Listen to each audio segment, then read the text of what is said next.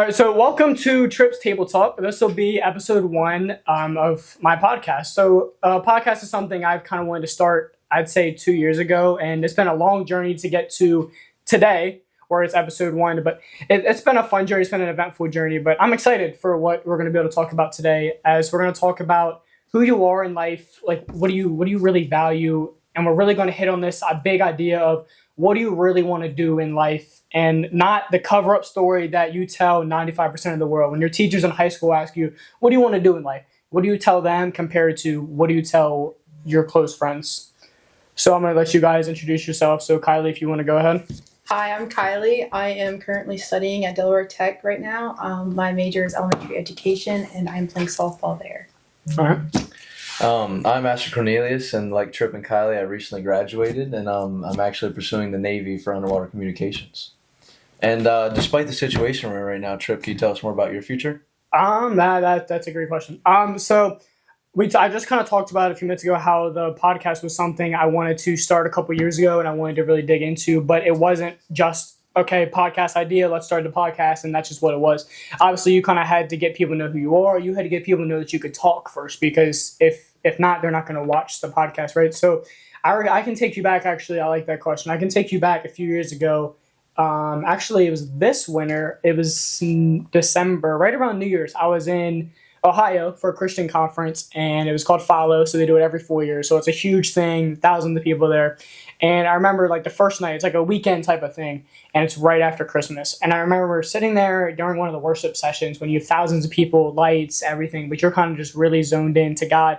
And I remember just feeling this idea that, Landon, I know you record your Bible studies. I've always been more of a talker. So I've always been kind of like, I get my thoughts out. Some people do by writing. Some people get by just thinking. They don't have to do anything else. I've always been good at talking. That's how I think. So I remember I used to record my Bible studies and record anything. Maybe it's not a Bible study. Maybe it's just something really motivational. If I started recording, it would just work. It was just how I thought. So I remember sitting there and just being in my worship and having my head down.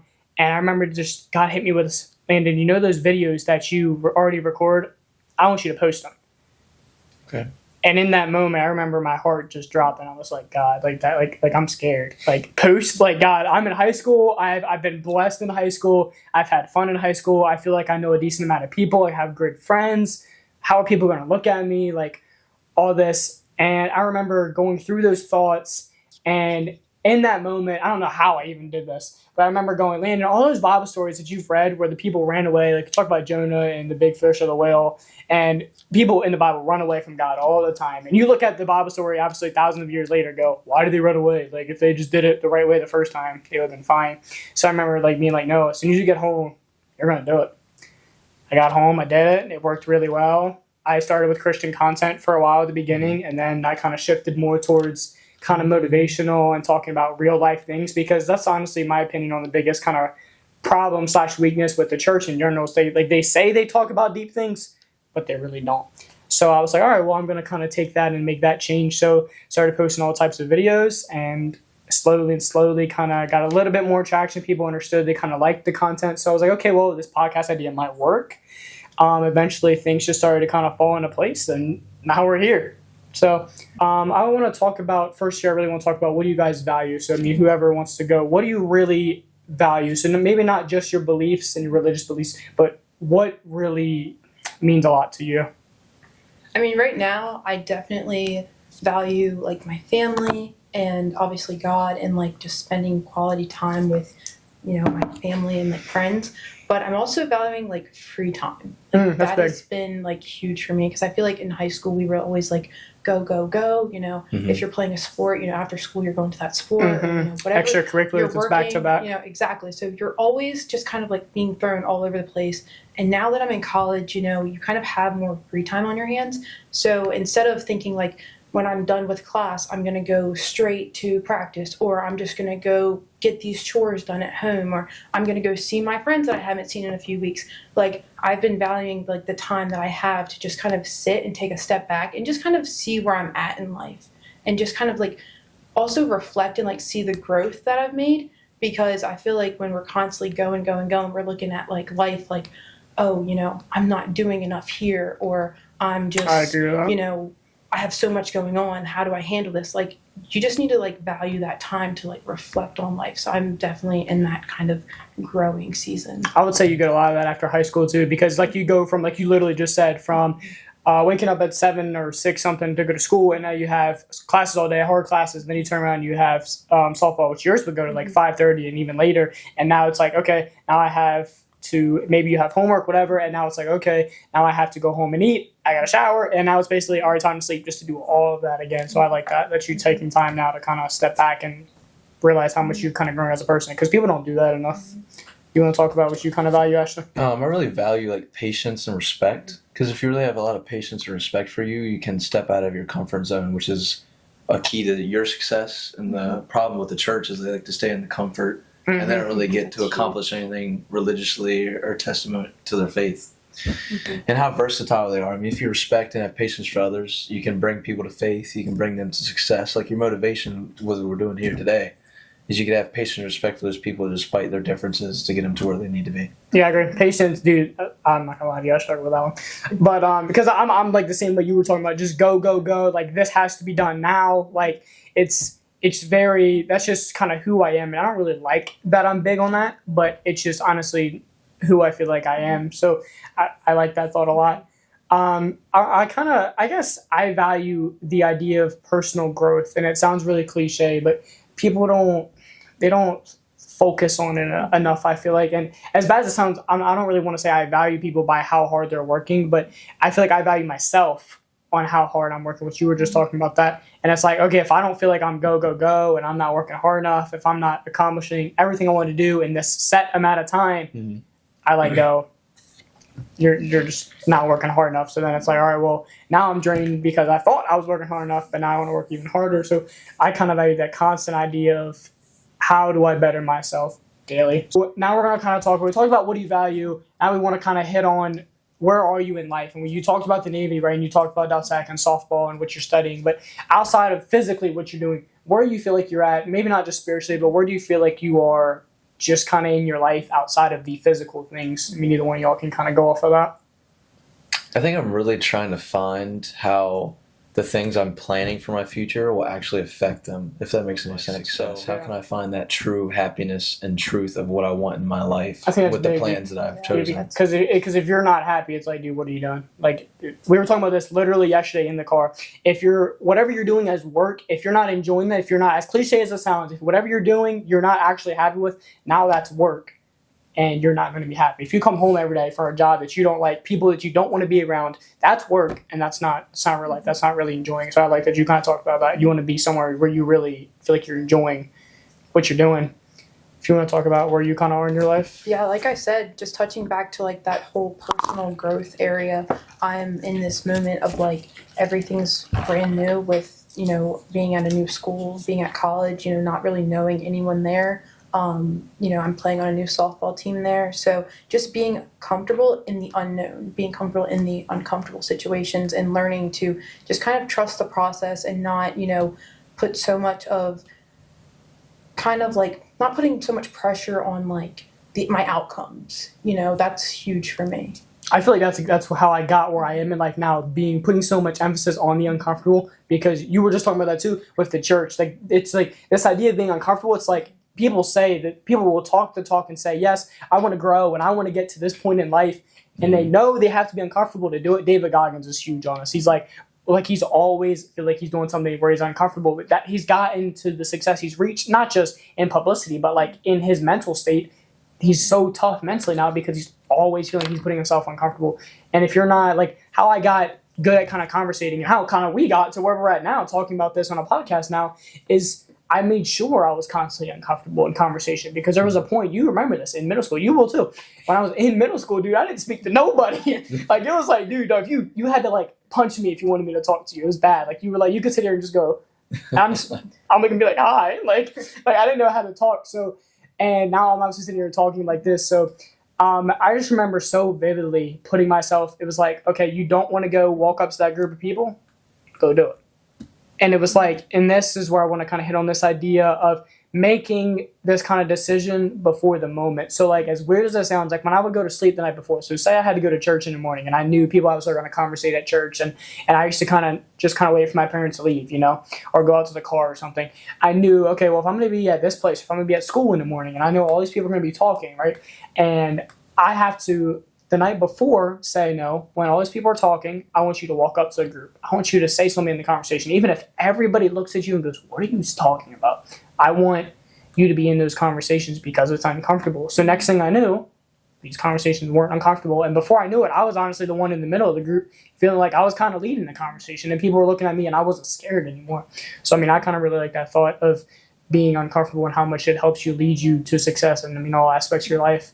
But if you guys want to touch more on this idea of making this decision before the moment and kind of give a few different examples for that.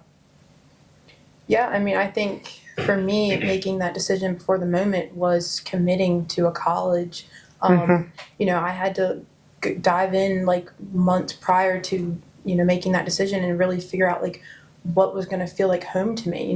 Did I want to go away? Did I want to stay at home? And really just trusting that, God was going to talk to me and, help me through it, because it's a big decision, and I just had to like really like have a list of pros and cons and, like you said, just making that decision before the moment, because it's, pretty much everything you do in life, especially after high school, you'll realize you can't just, get to that situation and be like, oh, well, I guess I'll just do this. Like now it's like, I have to prepare, I'm an adult, like this is going to affect my future. Yeah, I feel like they don't prepare us for senior year enough. Like, no, I think that's huge. No, dude, I've talked to so many people now that are in their senior year now, and they're like, dude, I don't know what to do anymore. And I'm like, I told you, like, dude, they don't prepare you for nothing. Like, like I remember my senior year, I went from, obviously, the summer where you're like, all right, I'm excited to be a senior. You start senior year. Obviously, soccer for me had already started. So it was like, okay, well, soccer started. I'm in BPA. I'm in SGA. I'm vice president of my BPA. I'm vice president of SGA. Mm-hmm. I was in Honor Society. So it was like you have all these things all the time. Now you're trying to do your high-level college work because obviously, like, I ended up finishing third in my class. So it was like, all right, well, now I have all this hard kind of work to do. Yeah. And then before you know it, it's like, oh, college application season. So your guidance counselors are calling you. Landon comes to the office, and I'm like, okay, well. The work doesn't stop, by the way. No, not at all. Because after the college application season, now it's all about scholarship. Yep. Like, Landon, are you filling these scholarships out? Like, shout out to Miss Golf. She does amazing at her job. However, at times it's obviously going to be annoying, but shout out to her because now I'm at Deltec and everything I've had so far is free because of Miss Golf. So shout out to her. I want to also give a shout out to my brother really quick, Carter. We were having a conversation a few weeks ago, and he said something that was really important to me. He said, you will never be in a place like high school socially ever again because you're forced to go here for 7 hours a day. Yeah. You can make friends are literally handed to you. And it's up to you, obviously, to take advantage of that. But like when you're in work, people don't have the same people don't have the same work schedule. You're not there every day. People have real life problems going on out like in real work. They don't want. It's not like high school when it's like, dude, relationships are handed to you. Did that kind of like affect you as you were in high school, Ashton? When you were going through high school, do you feel like just the setting benefited you, or do you think it kind of hurt you that you were forced to be here with these specific people? I think it really hurt me in a way.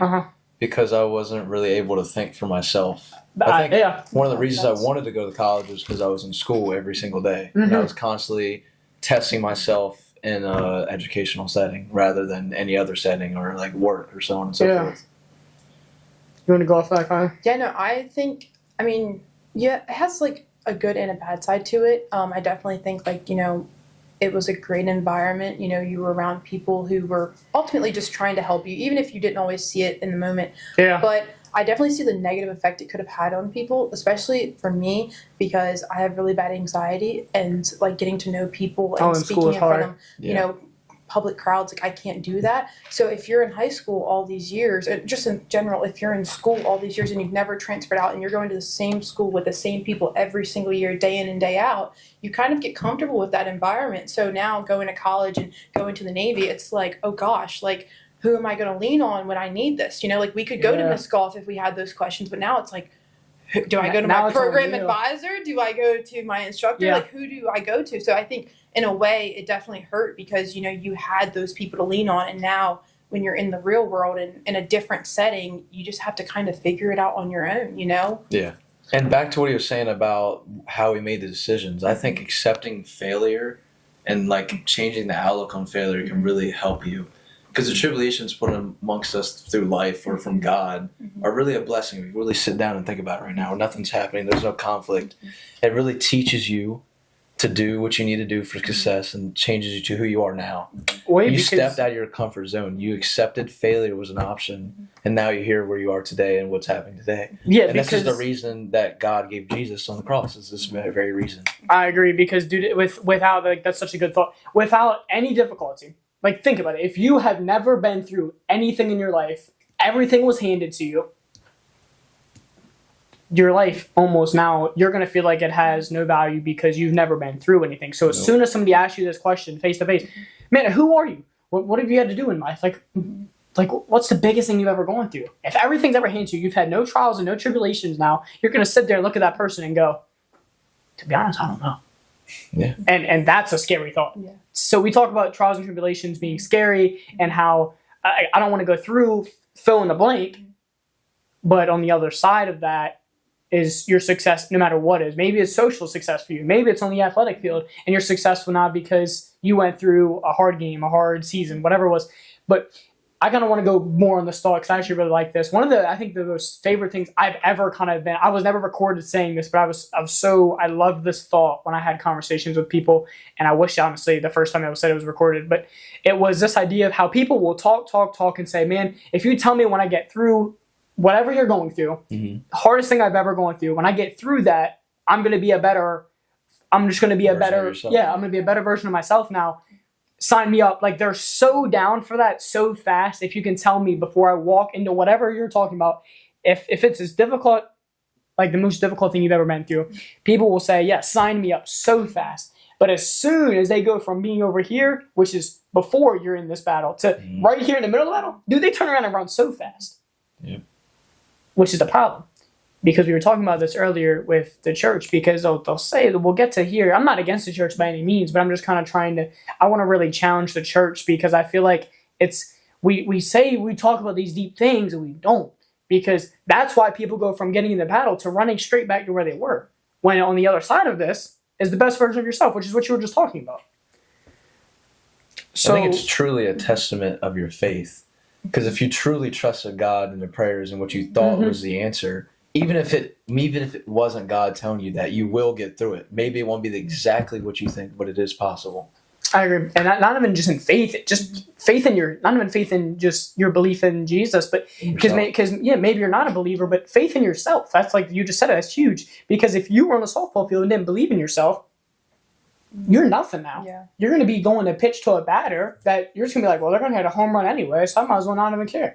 Yeah. You just lose so much thought. Well, and I think that also comes from like another part of like, if we are going to take this into like a religious manner, then, you know, understanding that our prayers have to be genuine, you know, and that's like another part I think we were touching on is just making sure that we're genuine with our prayers. So rather than constantly like asking like, hey, like, you know, I want this on my terms. So, hey, God, you know, if I'm getting ready to do this and I'm nervous, so take my anxiety so then I can go and do this and have like the best time of my life, you know, or like, you know, maybe, you know, I want to apply for this new job. I want it, you know, and then you don't get it. And then it's like, well, now my plan is ruined. Like, what do I do? You know, instead of asking for specific outcomes on our terms, you know, just basically being like, look, like being open with God and just saying like, I'm in a hard place right now.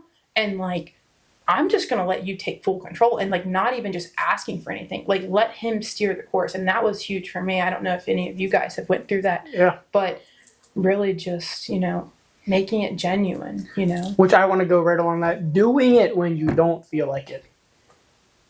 And we definitely don't talk about that enough because especially in your spiritual life, it's like, dude, like I'll praise Jesus. I'm feeling great. Like life is amazing right now. Yeah. It's so easy to praise when that, but as soon as now you're going from college to going to the Navy now, it's like, God, I'm scared. Like, it's not as easy now to praise your hands and be like, man, Jesus, I'm so in love with you, because now I'm scared. It's like, because now your hands go from up here to God, I'm kind of scared. And which goes right back into this thought of genuine faith, because that's what you can talk about, believing in things you do not see. But also, if your prayers are genuine, because you can sit there whenever you're not feeling to be like, God, man, I trust you, I love you, but that's only going to get you so deep. Yeah. And I mean, and how are you going to grow, and like, how are you going to see God moving in your life if you're saying, I trust you, I trust you, I trust you, but then you really don't actually trust him, because you can say it, but if you're still deep down scared as I don't know what of the future, it's like, then how do you trust that, he's going to get you through it? Which I think is huge in your friendships too, not even just your spiritual life, but your friendships, because like you can say you have somebody's back, but I'm such a firm believer on actions are greater than words, because like family is a huge example of this. Your best friends are a huge example of this. They can say they have your back all you want, but as soon as stuff gets tough, they got to really prove that. Which to me is how I kind of know who those 5 deep friends are. There's really deep people in your life. If they proved to you that they have your back when stuff gets difficult, which you've done that, because we've talked about this podcast for months now. Yeah. Beginning of summer, we talked about this, and now we're obviously here doing it. But without you having my back and being here, and Kylie, without all the deep conversations we've had before sitting here, we wouldn't be here. No. But you guys have obviously proved yourself to me and proved yourself to each other now. So now it's like, now we're sitting here having this deep conversation simply because we proved actions over just saying something. Well, and I also think it's really cool because like Ashton and I, like we grew up together, and then life happens and, sometimes we don't talk for a while, but it's cool that like we're reconnecting through this, Like that's just like, it's like, again, looking back at those little things that happen in life, like this is, we're connecting through this. I think there's more to talk about now too, because like now that you like, I'm not going to say you haven't seen each other forever, but like not like that now. So now it's like, okay, well then what's been going on in your life? Like, what are you going through? Exactly. Yeah. So now I want to hit on this. This is kind of the big thing we want to really drive. We were talking about this at the beginning. I kind of introduced it, but I wanted to wait a little bit to really get into it. But what do you, Ashton, you can kind of go on this. What do you really want to do in life? And don't give me the cover-up story. Like, I kind of just hit on this with these 5 friends type of thing. So when you're teachers and everybody asks you, there's 95% of the world asks you, what do you want to do in life? Tell me what you say to most people, right? But then I kind of want to hear, not the cover-up, what do you really want to do with your life? Like, what do you really desire, even if it doesn't seem possible? So I'm pretty blessed in this situation because I'm actually doing something that I actually want to do. Oh, that's perfect. So I was going to go to VT to become an electrical engineer, minor in naval engineering to do underwater communications because I always thought that was interesting. So for dive teams, for anything, really, cool. It was really versatile. So I was looking at the price of that, and I was like, man, this is crazy.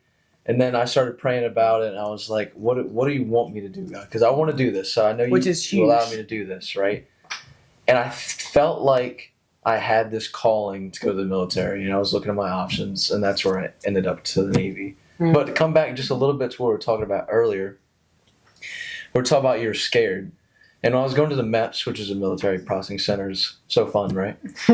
I was like, this isn't it. I don't know if God really told me to do this. I went through there. I was there for several hours. And I got to my guidance counselor. It's called a liaison. And I was like, God, if this is really what you want me to do, this is going to work out. I wasn't praying for it to. I should have, but I was like, this is going to work out. So after a few hours in there talking to the lady, everything I wanted, every word for word happened exactly as I wanted. I'm like, this is it. Which is when so all the fear is just gone because I accepted that failure was an option, and I did a really testimony to my faith in Him and what He told me to do, and it really got me where I needed to be. I give you a lot of credit for that because that stuff's tough. Yeah. To like look at fear right now. We were talking about this actually before the camera was even rolling. We were talking about this and how you can look fear right in the eye and walk right through it. And it's, people say, "Oh, I do that all the time." No, you don't. You're lying right to yourself. Yeah. So going back to what we were talking about, I'm going to flip back to my notes really fast. So what we were talking about. So making this decision before you get to it, knowing that doing it when you're not going to feel like it, which is huge. We've already talked about this. So this whole point of getting to the middle of this, whatever the most difficult thing you've been through, which is probably now, is going to Navy, being fully committed to that. Going to college now, going this new lifestyle, for me, is obviously pursuing social media. These different things that are extremely difficult. All 3 of us could get up right now and turn around and walk this way. Or you in your life can do the exact same thing. You can go on and walk this way. And it's your decision. So are you going to walk back this way just because the fire got a little hotter than what you wanted to put up with and you're really scared? Or are you going to press on and do what you don't want to do when you don't feel like it but you know you have to do it, and you're going to continue to make those decisions before the moments. So I really like what you were talking about. So now, Kylie, I want to kind of go back to this. Don't give me the cover up, but at first, I want you to tell me what the cover up is. So tell me what you tell 95% of the people in the world. Whenever people ask you what you really want to do, tell me what that is, and then kind of talk about, go deeper on what you really want to do. Well, normally I would just tell people I want to be a teacher. Plain and simple, typical answer. But it's deeper than that. I want to be in the classroom and have those hands-on moments and like experiences with kids and like truly just make an impact.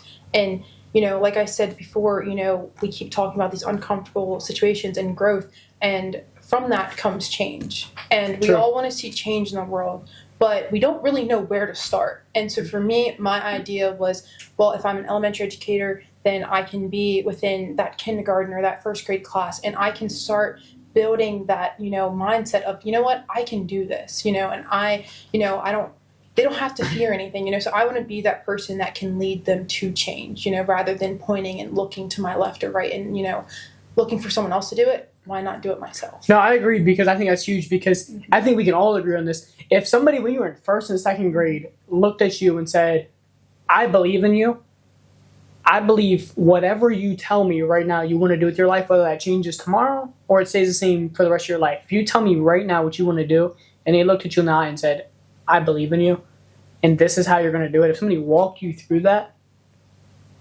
I mean, I think everything would have been a whole lot easier. That foundation of hope would be very versatile for us to use as we grow up.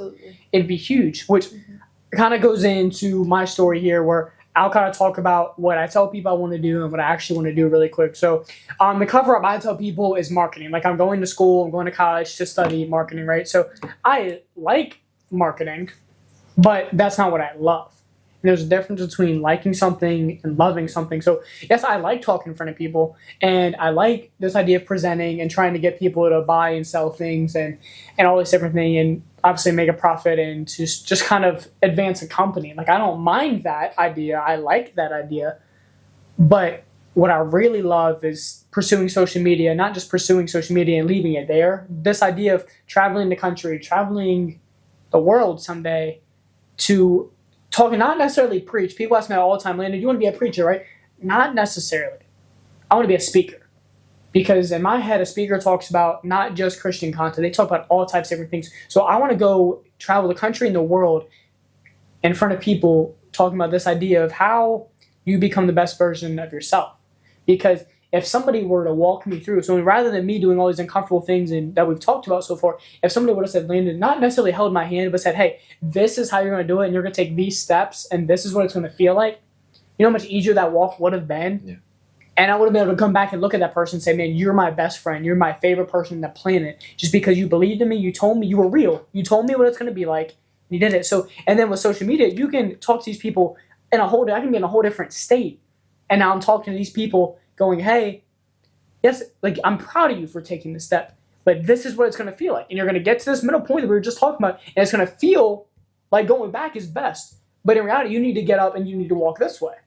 So that's why I want to pursue social media, because I'm so heavy in believing in others, which is what you're talking about teaching. And I'm so heavy in this idea of working to be the best version of yourself every day, which is what we talked about at the beginning. But being that person and being that speaker and being that person that people can lean on for that and ask questions, and I can be real, because we talked about this earlier. The biggest issue, I think, with the church in general, I'm not against the church by any means, but is we just don't get real.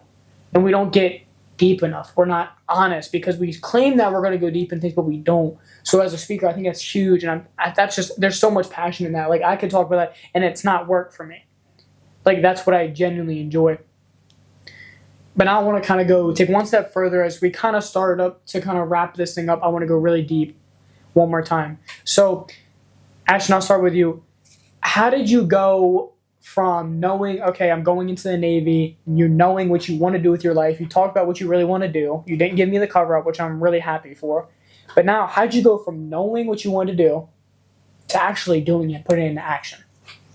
So when scholarships were coming up and we're all talking about these college decisions, we also had winter break and all those breaks that were coming up, those 4-day weekends. I really had time to settle down and actually think of what I wanted to do.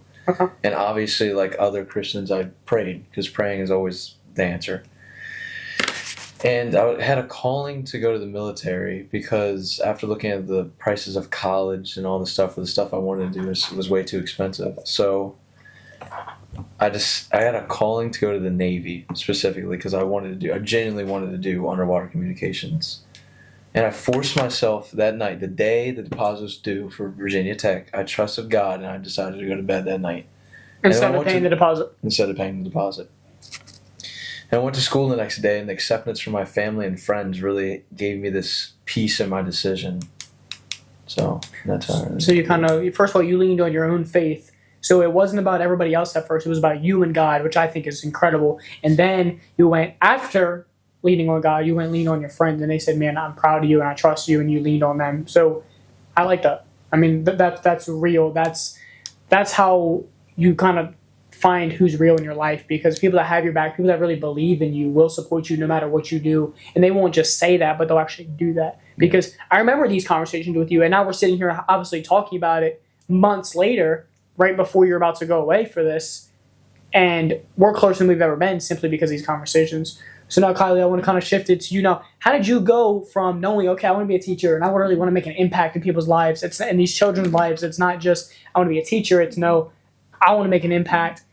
How would you go from knowing, okay, I want to make an impact? Because that's a deep thought, and it takes a lot of work to like make a real impact in these children's lives and memories that they're never going to forget. But how did you go from knowing you wanted to do that to actually doing it? Well, I really just had to kind of like get the, hands-on, one-on-one experience with the students, and really kind of figure out how like I communicate with them, and kind of figuring out like what my strengths and weaknesses are. Am I the type of teacher who, has to, kind of break things down for my students, or am I one who can have more of like a structured style?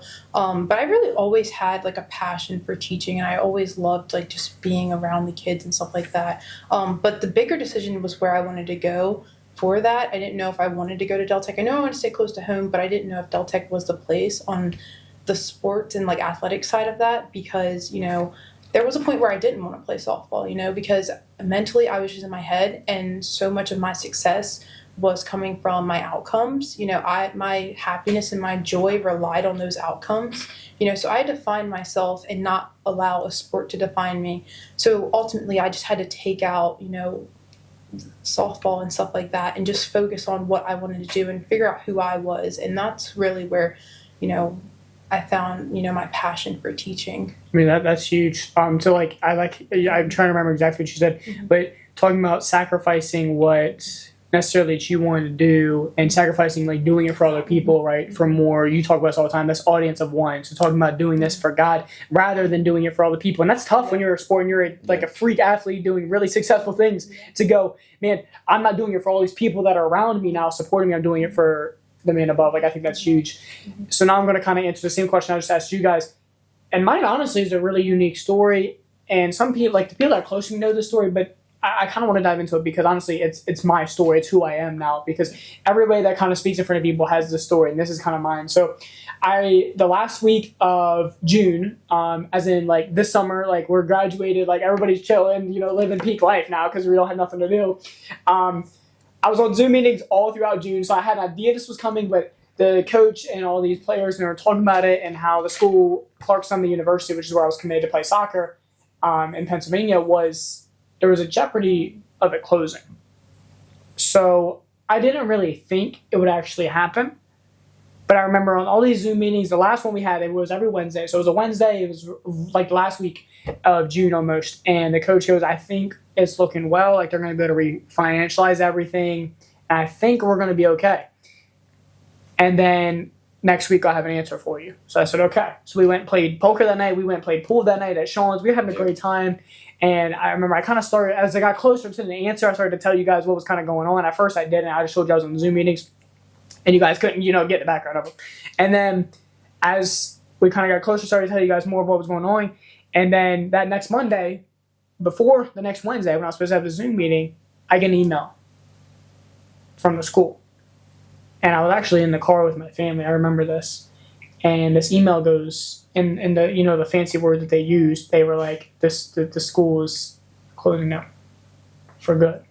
So after all this faith, after all this money, after all these prayers, the last week of June, my school closes. So where I was going to play soccer, where I was going to study media and marketing, everything lined up. The people were amazing. People actually, shout out to everybody at that school. I hope somebody sees this, because all these staff members at that school were working for free the whole month of June just to try and do anything they could do. But now I get this email. The school that I was planning on going to is now closing. So now it's like, okay, Landon, what do we do? You talked about running right to prayer, and I did the exact same thing. Not because I wanted to, but because I knew that was right. That decision was made up before. I knew I was going to run to prayer, and I knew that that's where I was going to kind of get my answer. So I remember going back and forth, dude. I just, it was so difficult of a decision for me, because I went on another visit shortly after this school, and because I was back to square one. So I went on another visit, and it was a similar type of school. It was called Valley Forge. It was roughly in Philly, so it was a little bit closer than Clark Summit, but maybe an hour difference or so, 2 hours. And I remember the visit went great. The coach was an amazing guy. The teammates were amazing. I could have signed right there. The money wasn't too bad, but I mean, I was obviously going to be in debt because I was going out of state, which was going to happen regardless. And I told him, give me time to really think about it, to pray about it, talk to my family, see what's best for me and whatnot. So I left there going, this might be where he's calling me. This might be where I'm supposed to go. Maybe he shut this door for this reason. And I remember for a week straight, I had so many conversations with people who were in debt, who not had gone through this situation. Because obviously I didn't know anybody who had been through this situation. They were committed to play. It was a really unique story. And now the school closes. It's early July now. Like, Landon, what do we do now? And I remember thinking about it for a week. I went here. I was like, okay, well, if I go here, everything's free. And I stay home, but all my life, I've always known I'm going to go away. Like, I'm going to do, like, obviously I want to do these great things. I want to pursue social media. I want to speak in front of people. I want to meet new people. And I can't do that if I'm home. But then it's like, obviously I'm going to be in some type of debt, but I'm playing soccer, which is what I always wanted to do in college. I've always known that's what I wanted to do. But this is where the faith really came into action, because actually, as crazy as it sounds, it took more faith for me to stay home than it did for me to go away, because all my life I knew I was going to go away. Like, that was just what I kind of knew. And then all of a sudden, I went back and forth for, it was a week. I didn't have much time. 1 hour I was here, 1 hour I was here.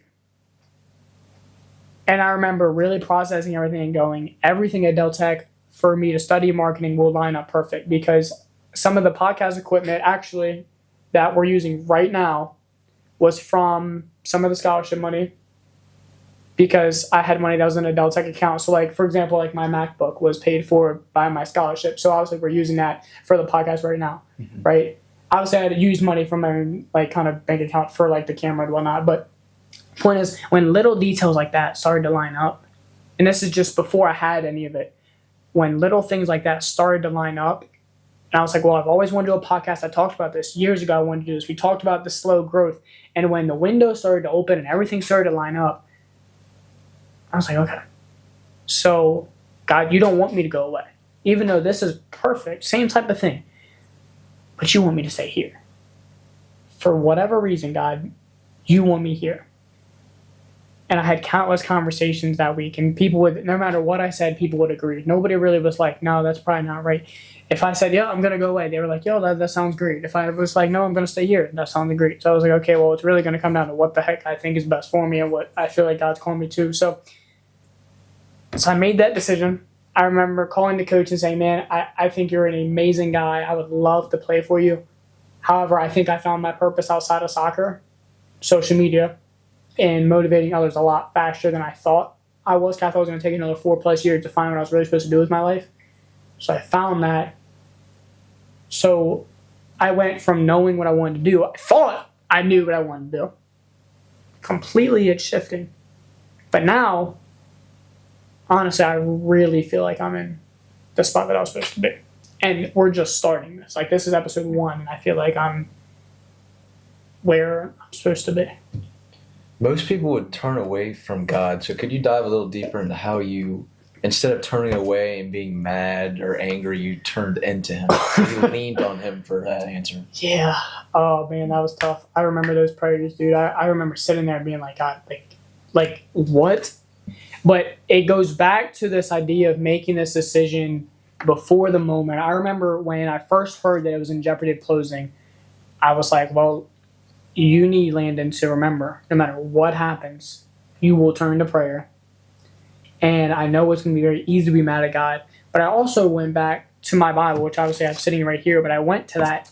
And every Bible story you ever read, when somebody turns away from God, typically, obviously, it never works out for them. No. And they go through all these different things. They go this way, that way. When if they walked straight toward the Lord, it would have worked out with so much less trouble.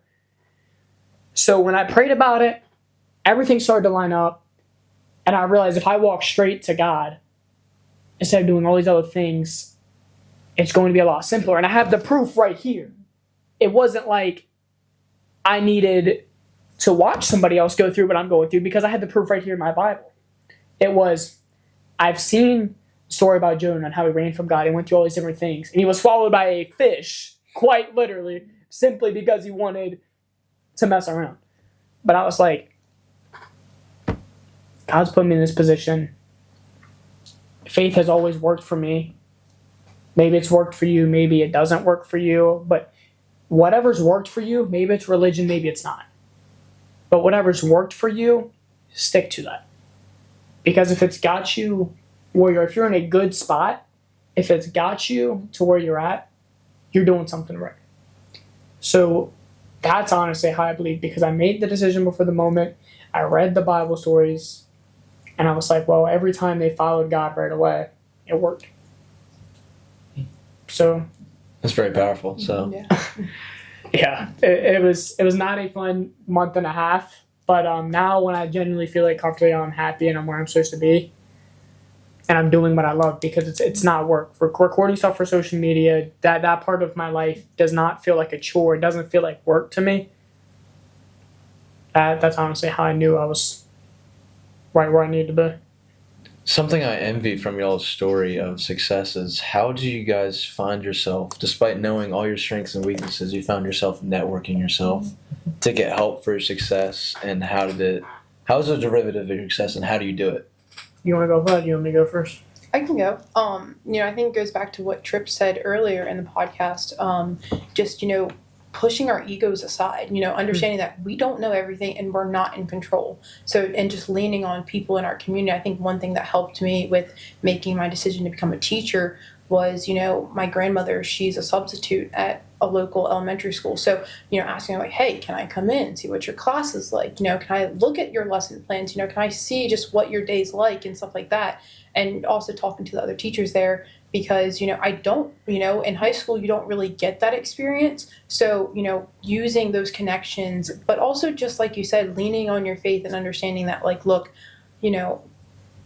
I don't know what I'm doing, but I'm just going to trust that this is like where I'm supposed to be, So I think that's what really helped me. Yeah, I think on my side of it, I obviously enjoy conversations. So conversation is not a chore for me. Mm-hmm. And hearing other people's stories, because I'm so big on this idea, which I think, speaking in front of people, like, you're always the one talking, and you're always the one at the center of attention. However, I value the behind the scenes stuff that people don't see, the conversations before the camera's on, learning what people have been through and what that looked like for them. That's, I kind of think, where the networking thing kind of worked for me, because I didn't just value talking. I valued listening, and not just listening, but learning from someone else's story. So conversation stuff became not a chore for me. And then when you get close with people, yes, you're blessed with opportunities. So, like, I'm trying to think of a good example off the top of my head. So I work for, I'm not going to name him, but I work for a guy that owns chicken houses, right? He does all types of important things for Laurel, right? So he's heavily involved, right? So obviously I work for him now. So, okay, so we work for him. Then we got closer, and now he's having me help with multiple other things that he's involved in. Like, he helps announce football games, right? So now I'm up in the booth with him, learning communication skills right as he's beside me, simply because of a connection and a bond. And people don't talk about that enough. Networking is huge. And the biggest way to start that is just have conversation, but not just have it because, oh, I need to network, so I need to have these conversations. No, be, like, applicable in your conversations. Like, apply yourself to the conversation, and don't just look at it as, no, I have to have this. Listening is so huge, and listening and learning. There's a difference between just listening to what somebody says and then forgetting it.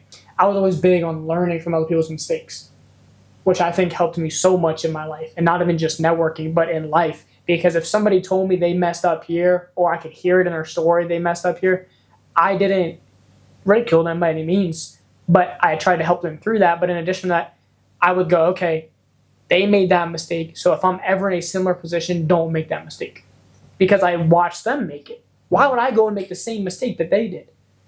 So I'd say enjoying conversation, not making it a chore, because talking to people, you're going to hear all types of different stuff. Yeah. Listening to what they say, learning from what they say and their mistakes. And once you do those things and you apply that to your life, you'll be blessed with these opportunities because they want to be around you. Because you're genuine, you're real, which you told us at the very beginning with prayer, but we can put this in our actual relationships. Because if you're genuine with who you are and what you're talking about and you're really real, people like that. It becomes not a chore to talk to you. But as we're beginning to wrap this up, is there anything else that either one of you want to kind of say?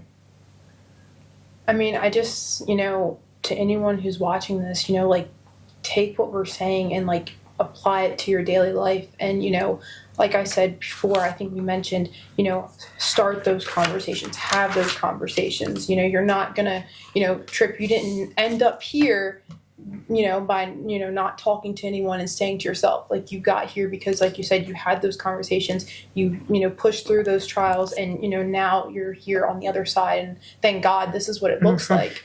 But, if you didn't start, with one video on Instagram, you would have never been here. So start those conversations, push yourself. And if you have any idea of like, oh, I think I want to do this, try it, because it's not going to hurt. Well, you're only young once. Yeah, exactly. That was my first video. Yeah. Actually, my first video was like a 30-second video, and it was this whole point of you're only young once, so try something. It works. It doesn't. But you're only young, and you get it's so easy to fail when you're young. And the people who actually become successful in life, they fail again. Because what do? They learn from their own failure, and they learn from other people's failure. And although it sucks, like stepping out of your comfort zone can truly help you find success, especially in all three of our stories here today. Yeah. One more point I want to kind of drive home that we haven't even talked about yet. I'm going to take like 2 minutes to explain it. Is a quote from a book that I was reading, How to Win Friends and Influence People. Right. It talks about this idea of by criticizing people, you don't make lasting changes. So in these conversations that you're having, when you're learning and they're making mistakes, don't criticize them for their mistake, because they're not going to want to talk to you anymore. And they're also just going to say, well, I messed up, so screw it. So I'm not even going to try anymore. So don't criticize these people that you're having these good conversations with. Try and build them up from and go, okay, you messed up here, but now where do you want to go? Like, obviously it's not a straight route anymore. You're going to have to go all the way around, but you still want to get here, right? So let's work through this instead of criticizing them, because criticizing somebody just ruins. Because when somebody criticizes you, think about it. How do you feel? You don't want to be a part of their life anymore, much less do you want that part of your life to even be a part of you anymore, simply because they just criticized you. But thank you for watching. This was a dream come true for me to start this. Even though it's the first episode, this was a dream come true for me. So thank you guys, Ashton and Kylie, for pouring your hearts out and being honest, because it's not easy to pour your heart out into somebody, much less, obviously, as it's being filmed and other people are going to watch this. So thank you for watching. Also, if you're any interest in being on here with me, feel completely free to reach out, because I value other people's stories. I value getting other people involved, and I genuinely mean that. So if you have any interest in being a part of this, reach out to me. We can connect. We can have a deep conversation similar to we did. All of us had deep conversation before the camera was rolling, and now we're here. So thank you so much for listening. Thank you guys for talking. And if you have any interest in being part of this, let me know. Thank you. Before you were laughing at me. It was... Oh, boy! Gosh, hold on. I'm definitely keeping this in.